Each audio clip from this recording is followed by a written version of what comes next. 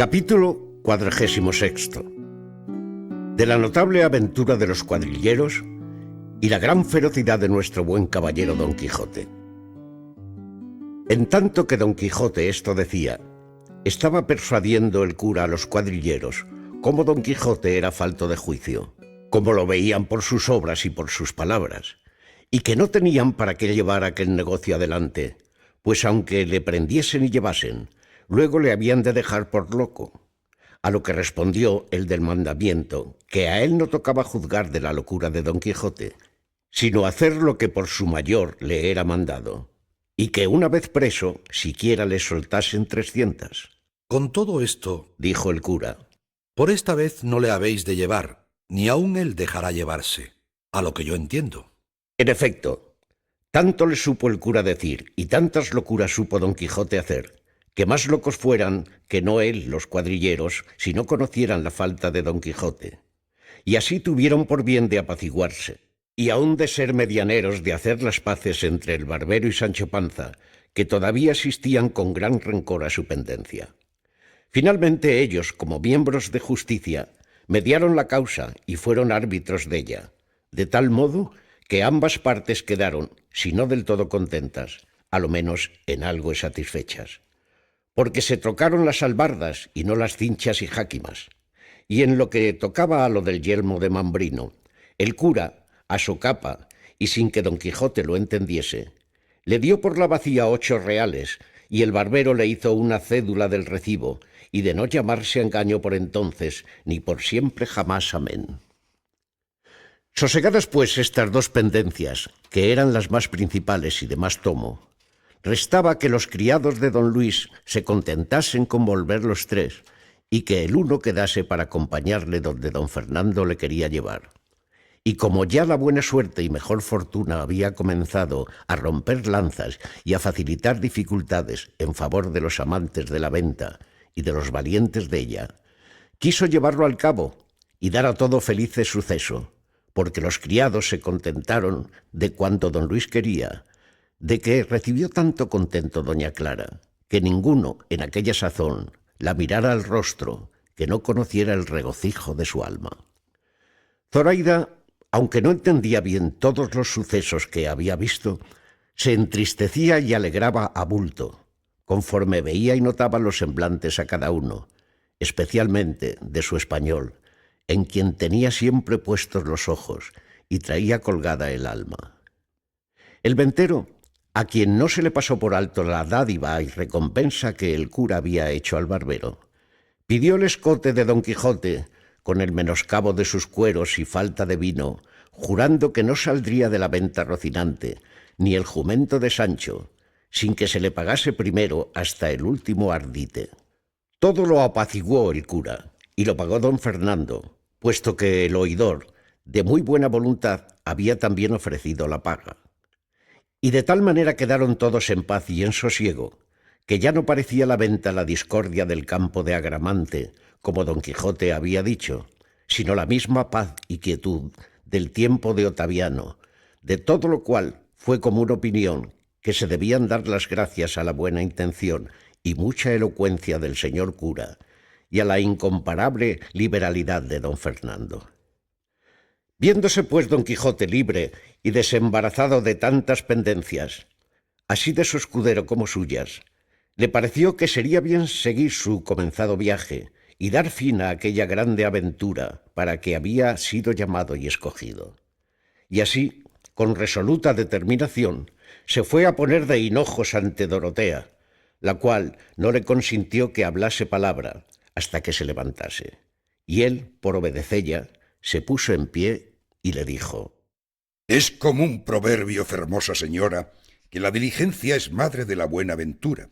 y en muchas y graves cosas ha mostrado la experiencia que la solicitud del negociante trae a buen fin el pleito dudoso, pero en ningunas cosas se muestra más esta verdad que en las de la guerra, adonde la celeridad y presteza previene los discursos del enemigo y alcanza la victoria antes que el contrario se ponga en defensa. Todo esto digo, alta y preciosa señora, porque me parece que la estada nuestra en este castillo ya es sin provecho, y podría sernos de tanto daño que lo echásemos de ver algún día, porque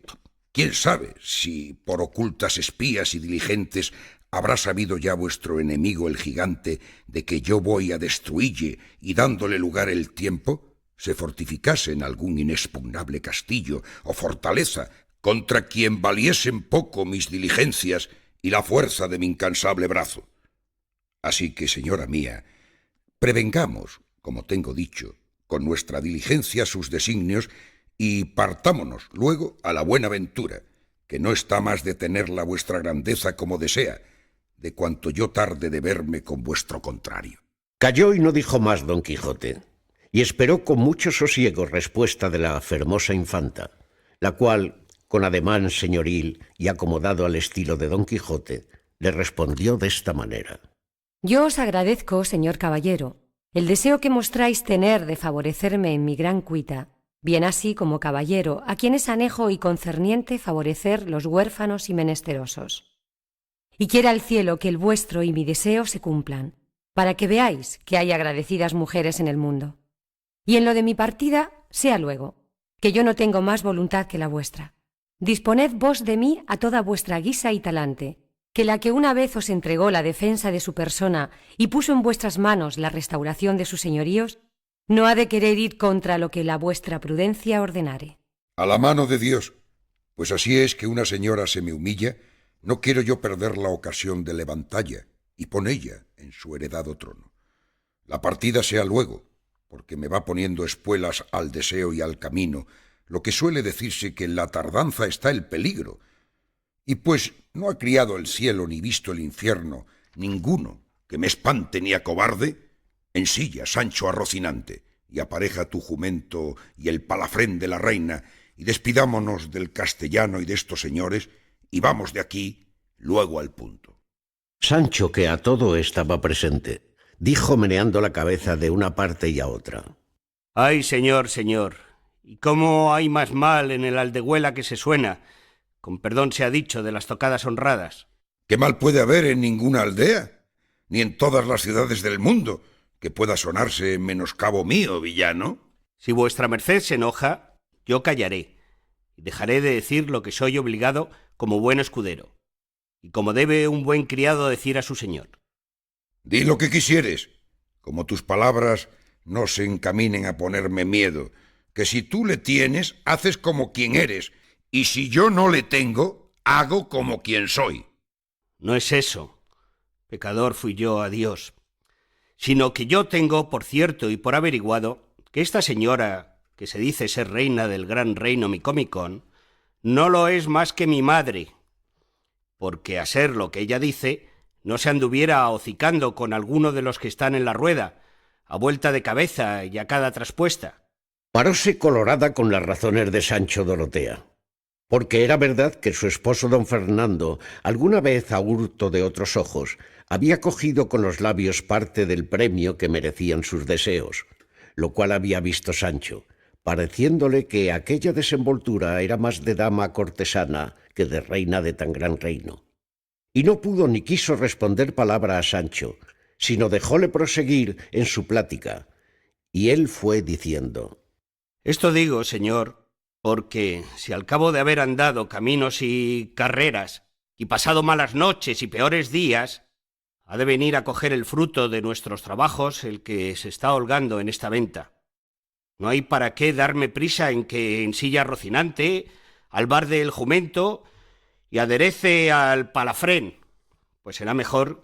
que nos estemos quedos, y cada puta hile y comamos. ¡Ah, válame Dios! Y cuán grande que fue el enojo que recibió don Quijote, oyendo las descompuestas palabras de su escudero.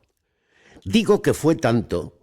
que, con voz atropellada y tartamuda lengua, lanzando vivo fuego por los ojos, dijo: ¡Oh, bellaco, villano, mal mirado, descompuesto, ignorante, infacundo, deslenguado, atrevido, murmurador y maldiciente! Tales palabras has osado decir en mi presencia y en las de estas ínclitas señoras, y tales deshonestidades y atrevimiento osaste poner en tu confusa imaginación. Vete de mi presencia, monstruo de naturaleza, depositario de mentiras, almario de embustes, silo de bellaquerías, inventor de maldades, publicador de sandeces, enemigo del decoro que se debe a las reales personas. ¡Vete! No parezcas delante de mí, pena de mi ira. Y diciendo esto, enarcó las cejas, hinchó los carrillos, miró a todas partes y dio con el pie derecho una gran patada en el suelo, señales todas de la ira que encerraba en sus entrañas.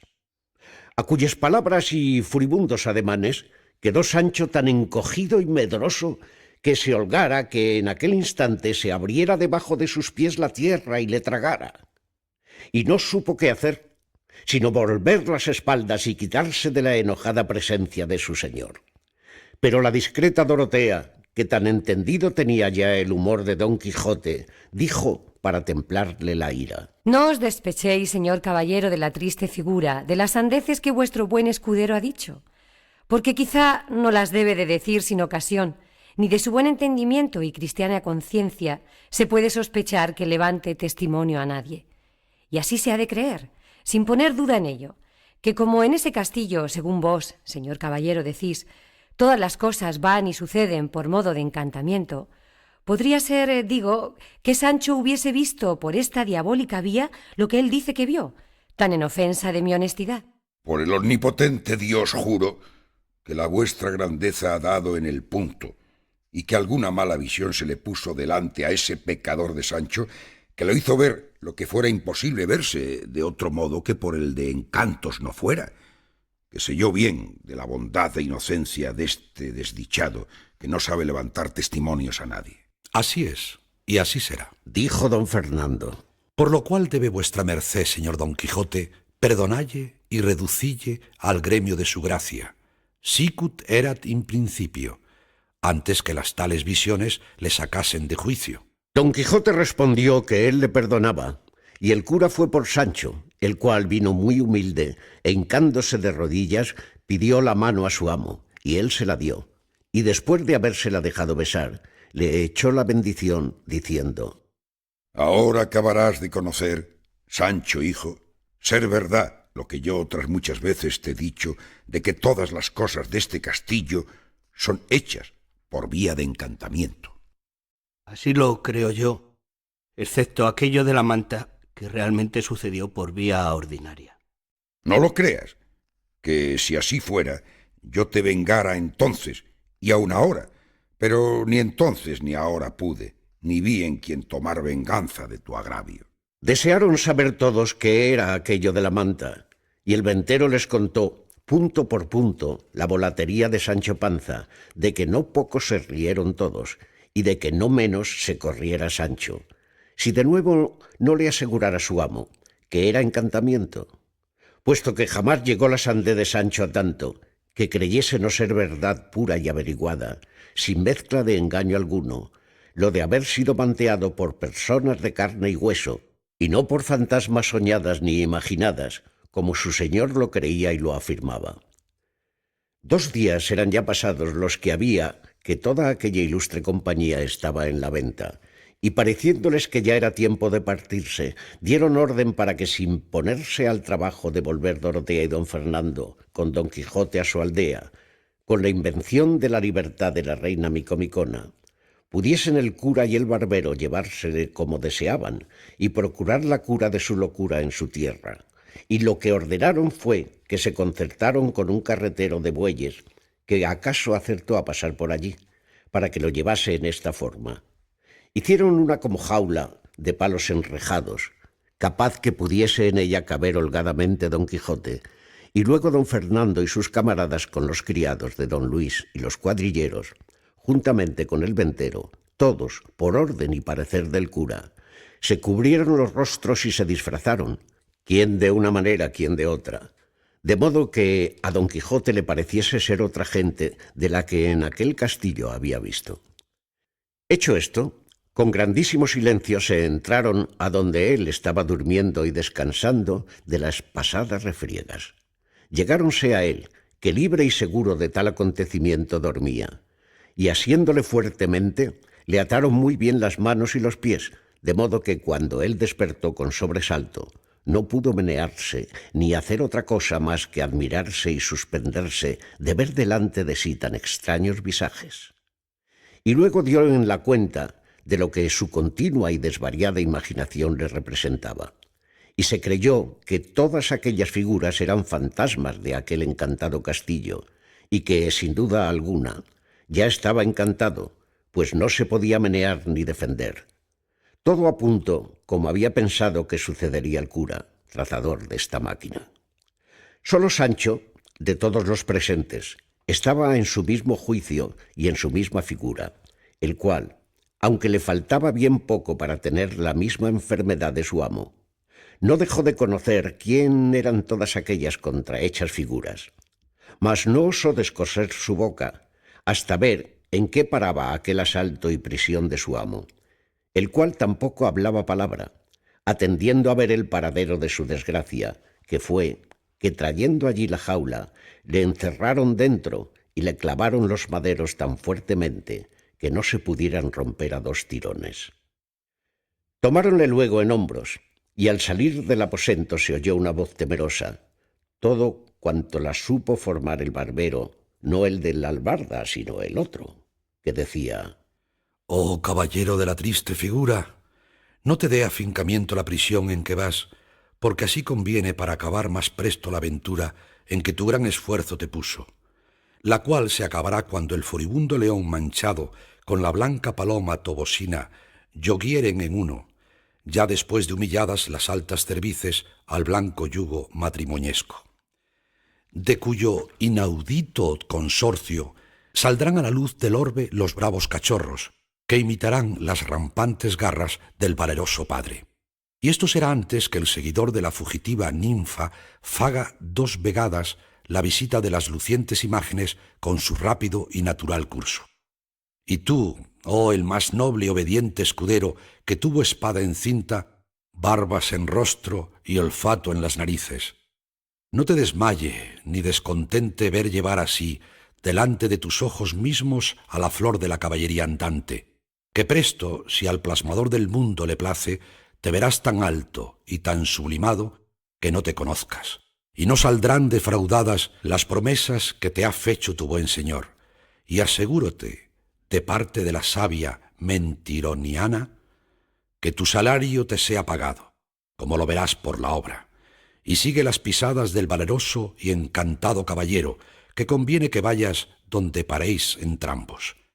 Y porque no me es lícito decir otra cosa, adiós quedad, que yo me vuelvo a donde yo me sé». Y al acabar de la profecía, alzó la voz de punto y disminuyóla después con tan tierno acento, que aun los sabedores de la burla estuvieron por creer que era verdad lo que oían. Quedó Don Quijote consolado con la escuchada profecía, porque luego coligió de todo en todo la significación de ella, y vio que le prometían el verse ayuntado en santo y debido matrimonio con su querida Dulcinea del Toboso, de cuyo felice vientre saldrían los cachorros, que eran sus hijos, para gloria perpetua de la Mancha. Y creyendo esto bien y firmemente, alzó la voz, y dando un gran suspiro dijo: «Oh tú, quien quiera que seas, que tanto bien me has pronosticado, ruégote que pidas de mi parte al sabio encantador, que mis cosas tiene a cargo, que no me deje perecer en esta prisión donde ahora me llevan, hasta ver cumplidas tan alegres e incomparables promesas como son las que aquí se me han hecho, que como esto sea, tendré por gloria las penas de mi cárcel y por alivio estas cadenas que me ciñen, y no por duro campo de batalla este lecho en que me acuestan, sino por cama blanda y tálamo dichoso. Y en lo que toca a la consolación de Sancho Panza, mi escudero, yo confío de su bondad y buen proceder,